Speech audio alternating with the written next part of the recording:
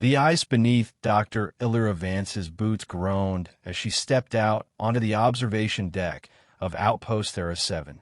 A wind, dry and sharp as broken glass, hauled against the metal frame of the prefabricated structure. The planet, designated Audrus 6 in bureaucratic records, was a bleak sphere of iron-rich tundra orbiting a faded red sun at the galaxy's edge. To Elira, it was isolation incarnate, a dead world wrapped in mystery. She tightened her thermal jacket, brushed frost from the sleeve, and raised her eyes to the horizon. For weeks, she had been alone. The research crew had returned to Central Command months ago, citing budget cuts, low morale, and lack of findings. Elira had chosen to stay. Something in the soil had kept whispering to her. Something ancient. Her fingers hovered over the data pad strapped to her wrist. She tapped in a code. The dish array above her shifted, aligning with a pulsing signal barely perceptible through cosmic static. It was faint but unmistakable, non-random and rhythmic. Language. She narrowed her eyes. 3 pulses. A pause. For short bursts. Then a long tone, rising like a cry. Again, she muttered. It was the 5th transmission in as many days. She hadn't deciphered it yet, but she knew what it meant. Contact. Just as the realization settled, a new sound broke through, the station's proximity alarm. Her breath caught. The warning lights inside the observation deck flickered to life, bathing the frost-glazed walls in amber. She bolted back inside. The console was already alive with data, telemetry scans, radiation bursts, and gravitational fluctuations. A massive object had entered the planet's atmosphere. Not a meteor, not a ship registered to any human or allied species. It was descending fast. Elira's fingers danced over the controls. No life forms detected. The computer said flatly. Structure unknown. Hull composition, carbon-titanium weave. Biomechanical elements detected. Her stomach turned. Biomechanical. It was a word that hadn't surfaced since the War of Fractures, a half-century-old conflict with a species that humans never fully understood, only narrowly survived. Outside, the sky ignited.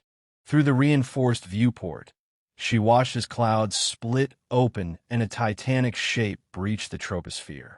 Its surface glinted with unnatural geometry, like muscle forged from alloy and bone. It wasn't flying. It was falling, no diving. The impact came with a deep, concussive roar that reverberated through her chest. A storm of ash and snow spiraled into the air. The thing had landed barely a kilometer from the outpost. She stood frozen, watching the smoke churn. Then the voice came. It wasn't transmitted by any frequency she could trace. It bypassed the station's systems, bypassed her comms. It spoke into her, a thrum in her chest and a tremor behind her eyes. Devour them. Her knees buckled. She caught herself on the console. The voice was colossal, layered, as if spoken by 1,000 mouths in perfect unison. It wasn't addressed to her. It was a command, issued with chilling authority. The ground rumbled again. Elira scrambled to the armory and tore open the emergency locker. Not for a weapon. Those would be useless against whatever had just landed, but for the last active reconnaissance drone. She launched it with a quick gesture, guiding it toward the impact site. The feed flickered to life on her wrist screen. Through the drone's lens, the crater came into view. Amid the scorched terrain stood creatures unlike anything she had seen in her studies of xenoforms. Their bodies were spindled and angular, towering twice the height of a human. Their armor grew from their skin, a chitinous plating pulsating with veins of light. They moved with deliberate grace, efficient, lethal. Vorok'thul. She had read the name once, in a forbidden archive during her doctoral research. A classified dossier, quickly buried. a myth of biomechanical titans created during a lost age of human expansion, designed as weapons, then banished to deep space when they turned feral. Yet here they were, no longer myth. She zoomed in. At the center of the crater stood one unlike the others. It was larger, hunched slightly, but not from weakness. Its frame was a cathedral of overlapping plates and spires, its skull ridged and faceless. The others formed a half-circle around it, heads bowed. The leader, as she watched, it raised a hand. From its palm grew something like a staff, or perhaps a blade. With a gesture, it pointed toward the outpost. Devour them. Again the command. And now, the others moved. Elira killed the feed and stepped back from the console, breathing hard. There was no military presence on Audrus 6. No backup, no warning. She was one human, armed with language and knowledge, facing a force born to annihilate. She moved instinctively, grabbing her satchel and slipping in her notebooks, the encrypted data drive, and a portable translator. She would not die cowering in a corner. She stepped outside again. The air had turned electric, laced with an ozone tang. In the distance, dust spiraled in lazy vortices. They were coming. Elira walked toward them. The snow crunched beneath her boots, the horizon tilting slightly as adrenaline flooded her veins. She saw them first as silhouettes, then as horrors carved into the white. The Vorok'thul marching, each footfall shaking the ground. But the leader, he did not march. It hovered, limbs curled, coiled with potential energy. Its movement suggested something reptilian, yet also ceremonial. It was watching her. She stopped at the halfway point, standing between them and the outpost. The wind whipped her coat. Her breath fogged in front of her face. "I know what you are," she said aloud, voice low but steady. The creature halted. "I know what they made you to be. But they failed. They always fail, because they don't understand what they create." The other Vorok'thul formed a line behind their leader, weapons groaned from their limbs, humming with resonance. They raised them in unison. She took a step closer. "You hear me?" she said. "Don't pretend you don't." The leader didn't speak. Instead, it lowered its weapon hand slowly. The others hesitated. A sound rippled through the ranks. A vibration, not through the air, but through the bones of the earth. Then the unthinkable happened. The leader, the creature that had called for her destruction, bent one knee. The rest of the Vorok'thul froze. Elira stared, her breath caught in her throat. She had expected to die, to be consumed. But this was recognition. Reverence. Some part of it knew her. Not her personally, perhaps, but what she represented. It knew humanity. Not as prey, but as progenitor. She took another step forward. The wind died. The creature knelt deeper, its massive head bowed. Behind her, the outpost sensors screamed warnings she no longer needed. But she didn't turn back. The others were beginning to shift uneasily. The spell was breaking. She had seconds before someone decided the ritual had gone on too long. Elira's voice was low and certain. "If you want to understand what made you, follow me. If you want to destroy it, I won't stop you. But I'll be the last voice you hear before you do." The silence stretched, and then the creature stood, not in defiance, but in decision. It turned its back to the others, and followed her. Behind them, chaos bloomed. Elira didn't look back. She didn't need to. She had just become part of something far bigger than herself. Elira's heart thundered in her chest as she led the biomechanical titan, this impossible creature, across the snow-crusted terrain back toward the outpost. The creature's steps were surprisingly quiet for its size, its massive feet pressing into the ice without cracking it. Every movement was measured, deliberate, as though it were mimicking restraint or reverence. She stole glances at it as they walked. The form was vaguely humanoid, but taller, broader, and built of some living alloy that shimmered faintly under Adra's sixth dim sun. Organic strands pulsed beneath armored plates, like muscle under skin, casting brief pulses of bioluminescent light. But it was the face, or lack thereof, that held her attention. A smooth, curved helm where features should be, broken only by a central vertical slit that dimly glowed blue. It hadn't spoken since kneeling. Behind them, the other Vorok'thul had remained still, uncertain. She hadn't dared look back again, whether they were following, waiting, or preparing for attack. She didn't know. But for now, this one, the largest, the leader, was with her, and somehow it mattered. She could feel the weight of that choice. Inside the outpost, she activated the airlock, waved the creature forward. It hesitated, its massive shoulders shifting, then stepped inside. The wall strained audibly to accommodate its size, but the chamber held. As the interior door slid open, warm light bathed them both, casting shadows that twitched unnaturally across the metal floor. Elira hurried to the command terminal, keying in lockdown procedures and a localized shield perimeter. The creature stood motionless in the main chamber, eyes fixed on nothing. Its stillness was uncanny, like a statue of war waiting to be remembered. "What are you?" she said aloud, not expecting an answer. Silence. She opened a drawer, pulled out a small device, an adaptive language matrix she'd modified over the years to decode syntactic patterns from alien signals. It was designed for field work, used primarily for dead dialects scraped off stone ruins or scraps of interstellar trash. But now, she pointed it at the creature's head. "Try," she whispered to the matrix. "Translate anything. Anything at all." The device blinked, then began to hum faintly, capturing ambient noise, electromagnetic pulses, and even the low vibrations from the creature's body. Data streamed in faster than usual. Patterns emerged. Repetition. Structure. She leaned closer. "You understood me," she said. "You knew what I meant back there." The creature turned its head toward her slowly, not threateningly, almost inquisitively. From the device came a low tonal response, distorted but undeniably deliberate. Recognition. Source confirmed.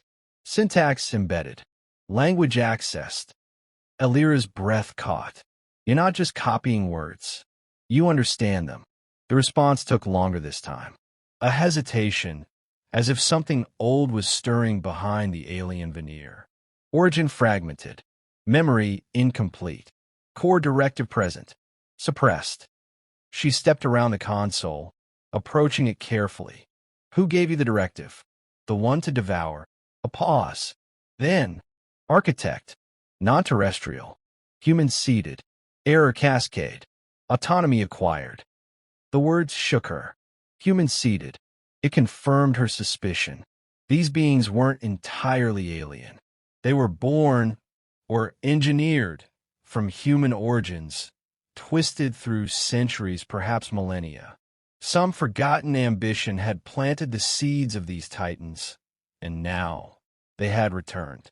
"What do you remember?" she asked, her voice barely above a whisper. A strange vibration hummed from the creature's body. Images, flickering and fast, pulsed on her data pad. Flashes of starlit ruins, a child's voice, a hand reaching out, a cry torn through layers of static. Then fire. Endless fire. Worlds reduced to ash. Elira stumbled backward, overwhelmed. The connection severed. She stared at the creature, chest rising and falling rapidly. "You were made to protect," she said slowly. "Weren't you? That's why you hesitated." The creature lowered its head slightly. A gesture of acknowledgement. Or mourning. She sat against the wall, her mind spiraling. The implications were enormous. If these beings retained fragments of their origin, of humanity, then they weren't just weapons. They were survivors of some ancient betrayal, carrying remnants of their creators inside, living prisons of steel and bone.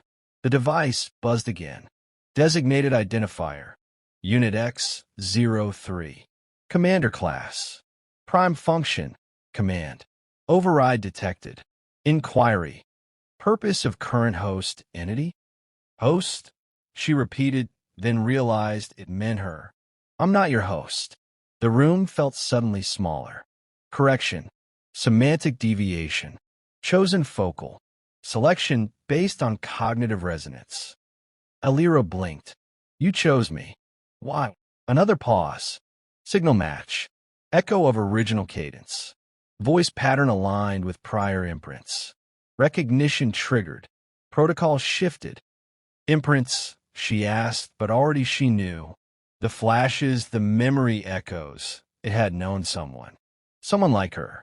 Someone whose voice had been imprinted deep within its core a long time ago. Was it a scientist? She asked. A creator? A mother? No reply. The airlock alarm sounded. Her blood ran cold. She stood, checking the monitor. A cluster of signals moved in from the south. Not just one or two. A battalion. The other Vorok'thul had decided. X-03 turned its head toward the door before she could speak, its limbs coiling, armor shifting subtly into a defensive posture. I don't think they care that you've changed sides, she muttered. She moved toward the console, activating perimeter defenses. Pitiful.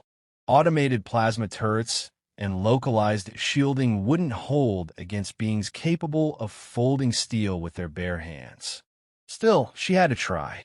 X-03 moved toward the airlock. Elira stepped in front of it. You walk out there, they'll tear you apart. It didn't answer. Wait, she said. Don't go out there and die just because you knelt to me. That's not what this is.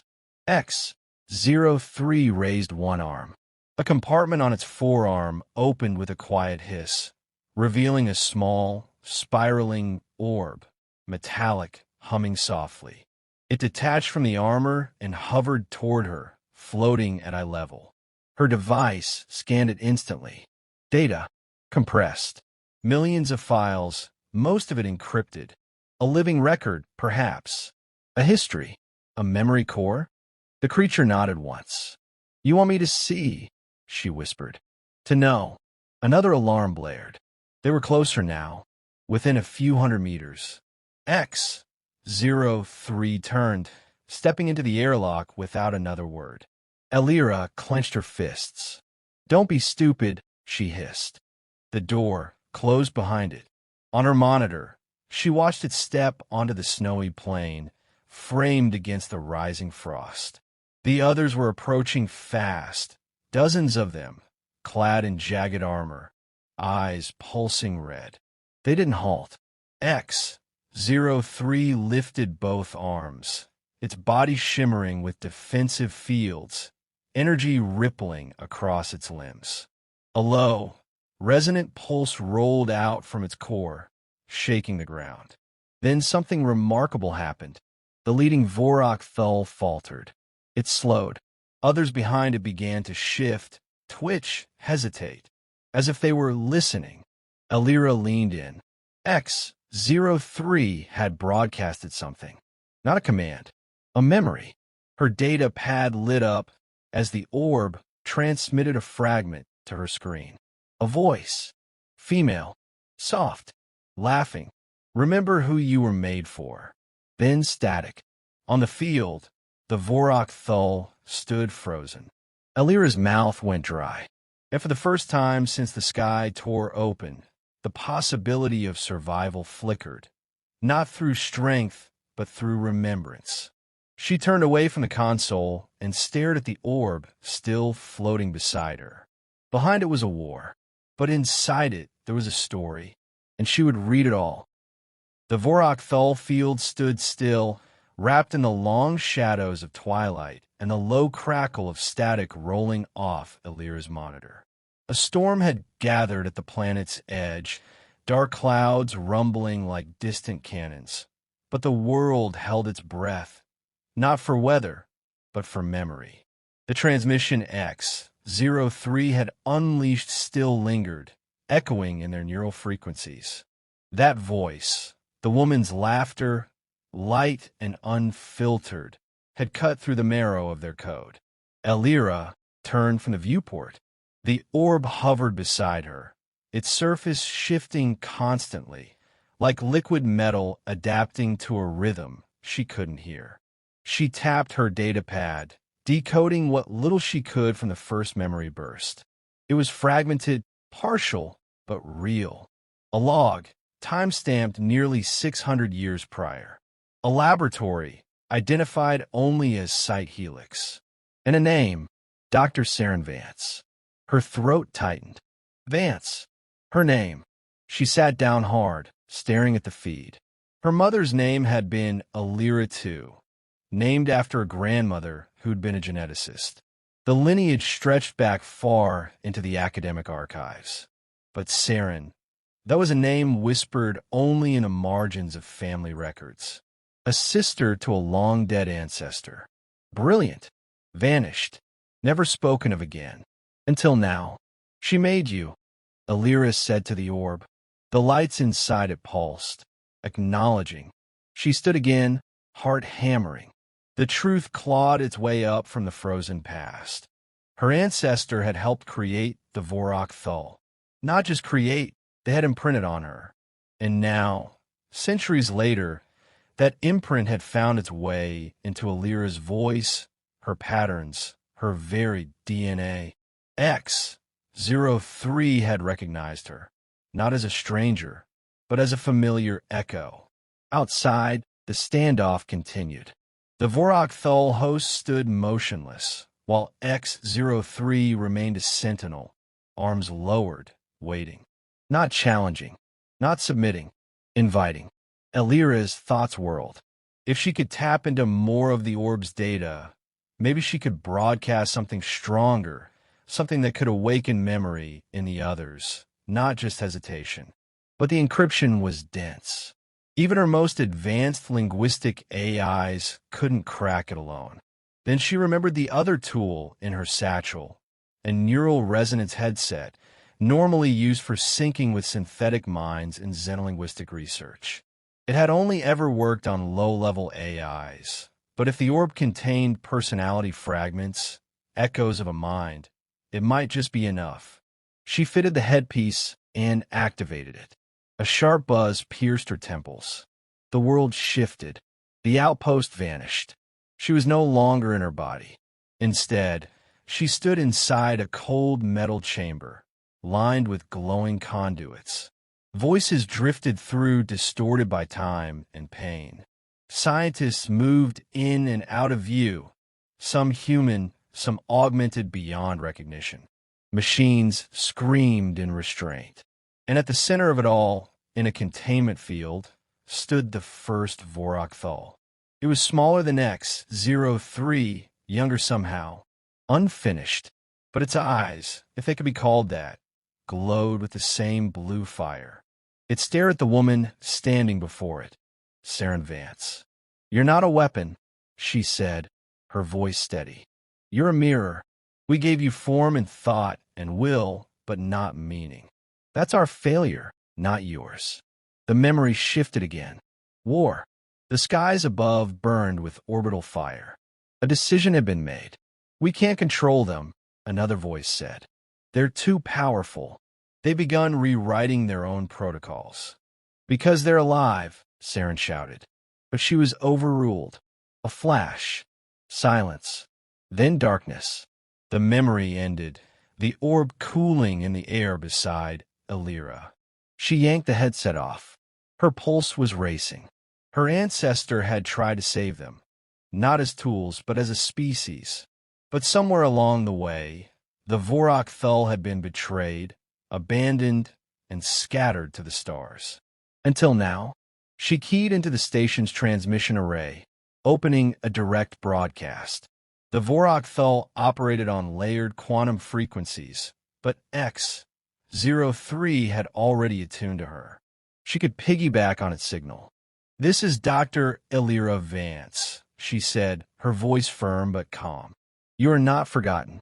She activated the memory burst, now embedded with the recovered moment of Saren's voice. The same phrase, the same laugh. The broadcast surged into the ether. On the field, something shifted.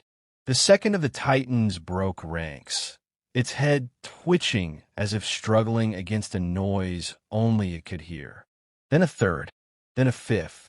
The red light in their cores flickered, replaced by a duller hue. Confusion rippled across the host. X-03 stepped forward, raising both arms. And then it spoke, not through her device, not through translation, but directly through the same ancient internal channel they had all shared since creation.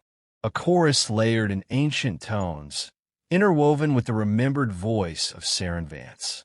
A call to purpose, a call to choose. The effect was immediate. Some Vorok'thul dropped to their knees, armor plates shuddering with internal conflict. Others recoiled, howling with mechanical anguish. But a dozen more advanced, weapons still drawn. Rejection. X-03 raised its arm, and from it, a wave of raw electromagnetic force erupted, slamming into the aggressors with concussive power. It didn't aim to kill, only to halt. Inside the outpost, Elira watched, her fingers digging into the console edge. Her broadcast had worked, but the host was fractured. She couldn't stop the war alone. Unless she turned to the orb. "You can access the core files." "I can't. But maybe if I sync directly." The risk was monumental. Neural syncing with alien memory cores had never been tested beyond theoretical limits. But this wasn't theory. This was survival. She reattached the headset, modifying the input frequency manually. "Engage full symbiotic link," she commanded. The orb pulsed once. Hesitation? Agreement? Then the sync began. Pain lanced through her skull, but it wasn't just pain. It was remembrance. She saw the original architects. The dreams of a post-war humanity desperate to create guardians, not gods.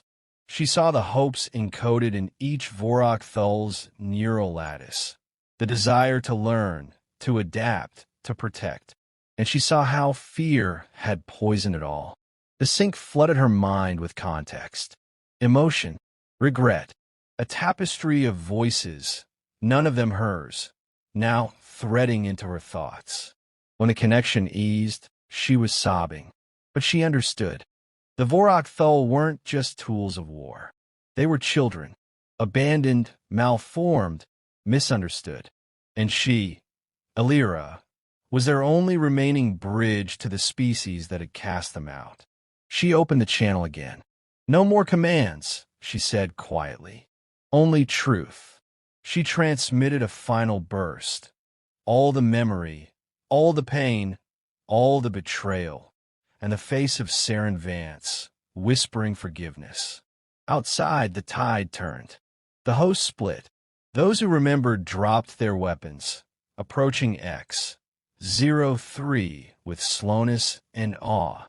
Those who resisted were outnumbered, outmatched, and, without direction, slowly withdrew. Elira leaned back in her chair, the orb still spinning beside her. They weren't saved yet, but they had chosen, not to devour, to listen, to be, and now she had to decide what came next. El Snow drifted silently across the shattered plain as dawn broke over Audra 6. The storm had passed, its fury spent somewhere beyond the jagged horizon, leaving behind a silence that felt too deliberate, too profound to be mere weather. In the pale light, the battlefield stretched endlessly, littered with broken fragments of what could have been war. But no blood had been spilled. No lives ended. Instead, something else had ruptured, something deeper than armor or metal. Elira stood just outside the outpost, wrapped in a thermal coat too light for the wind but too necessary to cast off. The orb hovered silently at her shoulder, its once shifting surface now still, as though in reverence. Before her, the remaining Vorok'thul stood at varying distances, scattered and solemn. Many had knelt in the hours after the broadcast, not in defeat, but in recognition. Some had wandered off alone into the frozen mountains, the weight of what they now remembered too heavy to bear. Others remained near X03, still processing, still choosing. He stood at the center of them all, taller, prouder now. Not with arrogance, but with clarity. His armor bore fresh marks from the confrontation, but none fatal. He had not struck to kill, only to stop, only to make them see. Elira had watched the transformation unfold slowly, as though time itself had to be persuaded to believe what was happening. Machines, long stripped of autonomy, found their wills again. Fractured minds, once locked in cycles of command and execution, were suddenly free to reflect, to doubt, to remember. She had expected chaos, madness, but instead, the moment they became more than their directive, the Vorok'thul had become still, quiet, as if they had waited eons not for orders, but for permission to be. "You never wanted war," she said softly, the words slipping into the icy air. X03 turned his head toward her. His voice, when it came, was less mechanical now, less translation, more intention. War was inherited, not chosen. Directive, not desire. She nodded, eyes scanning the distant figures. Some of them still haven't accepted it. Some will not. Fracture runs deep. Memory cannot heal all, but many have remembered. "And what now?" she asked. "What do you do with that memory?" X03 didn't answer immediately. Instead, he extended one arm, palm open. From the compartment in his forearm, another sphere emerged, smaller than the first, etched with a lattice of faint light. He held out to her reverently. "Archive, core code, lineage, all that we were, all that was done. It is yours now." Elira hesitated before taking it. The sphere was warm, pulsing gently in her palm, as though alive. Inside, she knew, was the collective history of a species humanity had abandoned, a record not of battles, but of becoming. "Why give this to me?" she asked. You carried her voice. But more than that, you listened. You chose not to command. You chose to understand. A long silence stretched between them. The wind tugged at her coat, biting her cheeks with cold, but she didn't move. She was rooted not by weather, but by gravity, emotional, ancestral, immeasurable. A message chimed on her datapad. She glanced down, flicking it open. A signal. Finally, the outpost distress call had reached the relay network. A human fleet was en route. For hours. "They're coming," she murmured. "Military, probably assuming the worst. They will see Titans. They will not see mines." "No," she said quietly. "They won't." Elira turned to the nearest Knelt Vorok'thul, a warrior with cracked plating and an exposed shoulder port. The blue glow inside it flickered erratically, like a struggling heartbeat. She approached, knelt beside it. "May I?" she asked.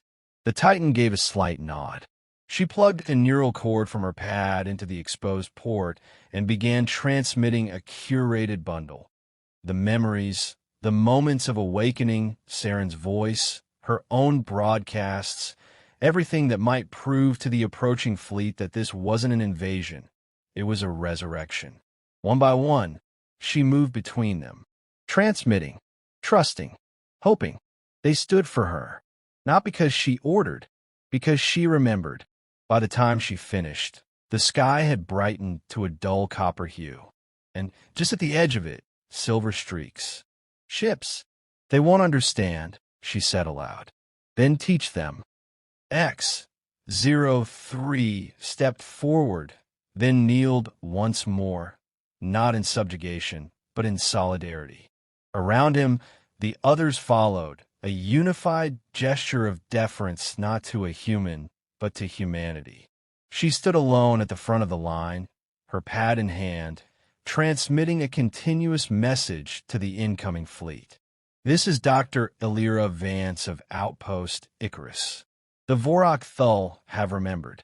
They have names. They have minds. They are not what we thought. Do not fire.